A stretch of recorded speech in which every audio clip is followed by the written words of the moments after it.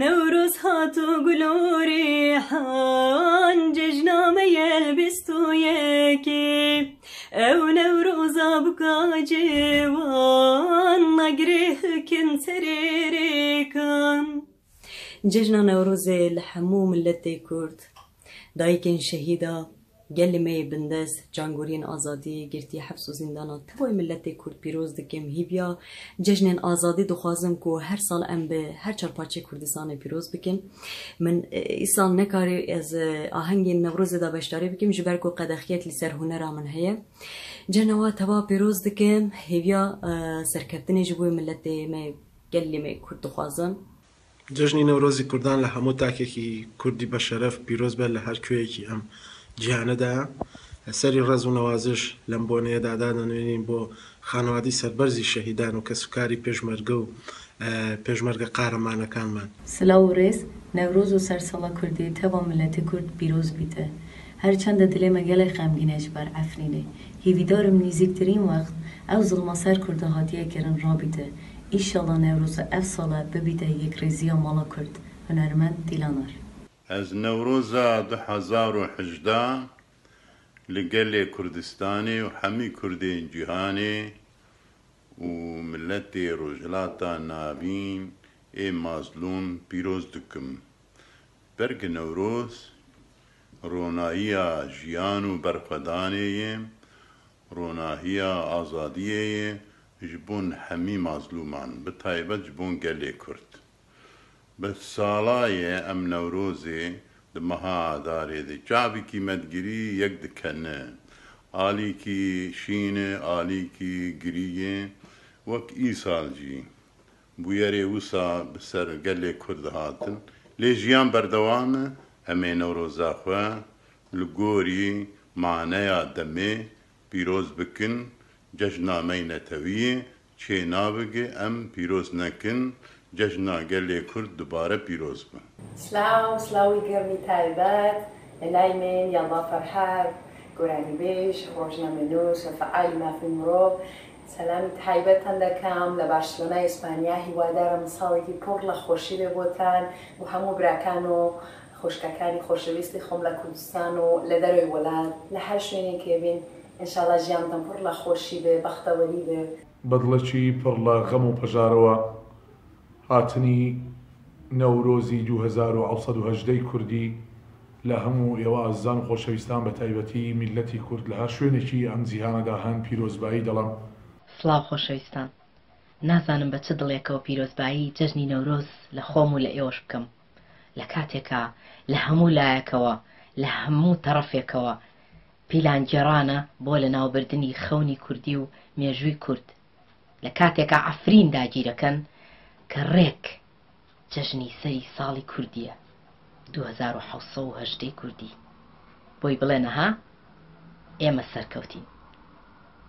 خەیاڵیان خاوە ئێمە هەر کوردین و هەر شانازیەکەین بە بوونی خۆمان و بە مێژووی خۆمانەوە. سلااوڕێزم هەیە بۆ هەموو لایەک بە تایبەت بینەرانی تەلەڤیزیۆنی ڕوودا و ئازەری قوبادین گۆرانی بێژی کورد بە بەشی خۆم جێشتی نەورۆز و ساڵی تازە پیرۆزباییەڵم لە هەموو لایەک ئیشەڵڵا ساڵی داهاتوو ساڵی حەسانەوەی کوردەکان بێت و ساڵێ پڕ لە ئاشتی و خۆشی بۆ تەواوی گەلانی دنیا بێت. سڵاو عەزیزان، بە بۆنەی هاتنی جژنی نەورۆزەوە و سەری ساڵی تازەی کوردیەوە پیرۆزبایەکی گەرم لە یەک بە یەکەتانەکەم. هیوادارم ئەم ساڵە نوێمان بێتە ساڵی ئاشتی، ئارامی، یەکڕیزی. هەمومان ئەزانین کە نەتەوەی کورد تووشی کۆمەڵی قەیران بۆتەوە کە شتێکی تازە نییە بۆ ئێمە، بۆیە لەم کاتدا ئێمە زۆر پێویستمان بە گەشتبوونیە، پێویستمان بە ورەیە، پێویستمان بە یەکدەنگی و یەکڕیزیە. دووبارە چای هەموو لایەکتان ماچەکەم. سڵاو و ڕێز و خۆشەویستیم بۆ هەموو لایەکتان. نەورۆزتان پیرۆز، نەورۆز لە گەلی کوردستان پیرۆز. هیوادارم نەورۆزی ئەم ساڵ پڕ بێ لە خەیر و خۆشی، کۆتایی نەهامەتیەکان، کۆتایی بەدبەختی و دەربەدەری گەلی کورد بێ. خۆتان نەزانن ساڵی ڕابردوو ساڵێک بوو پڕ لە ناخۆشی بۆ گەلی کوردستان. دەوڵەتە یەک لە دوای یەکەکان هەمیشە هەوڵیان داوە کە کەلتور و فەرهەنگ و ئەدەبی کوردی لە ناوبەرن، ویستیانە یاد و بۆنە و کەلتوری فەرهەنگی کوردی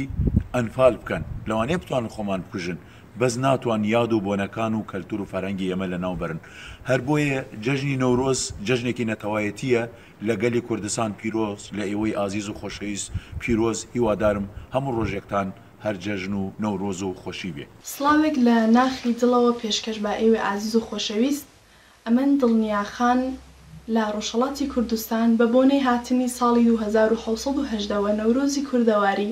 پیرۆزبایی خۆم تێکەڵ بە بۆنی خۆشی گوڵانی بەهاری ئاوپڕژێن کراو و بە بەفراوی شاخ و چێوە سەربەرزەکانی کوردستان پێشکەشی ئێوە ئازیز و خۆشەویست دەکەم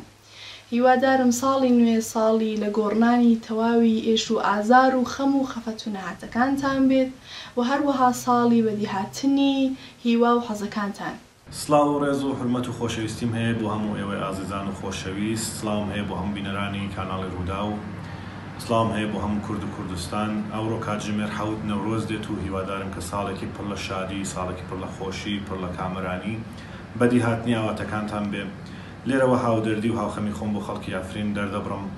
هیوادارم کە سێبەری خەم لە سەروانیش لا بچێ هیوادارم کە ژیانێکی خۆش دەست پێ بکەنەوە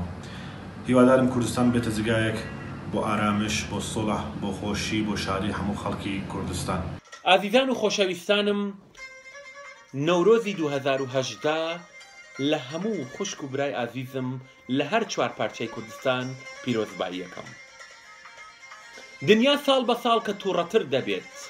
دنیا ساڵ بە ساڵ کە کێشەکانی زۆرتر دەبێت ڕەنگە مۆسیقا و هونەرە کە ئەتوانێت تێگەیشتنێکی باشتر هارمۆنیەکی جوانتر لە نێوان گەلان پێک بێنێت بە هیوام لە ساڵی تازەی نەورۆزی کوردی لە ڕێگای هونەرمان لە ڕێگای کەلچەرمان لە ڕێگای زمان و مۆسیقامان ئێمە بتوانین بە دنیا بسەلمێنین کە ئەم نەتەوەیە وەکو هەموو نەتەوەیەکی تر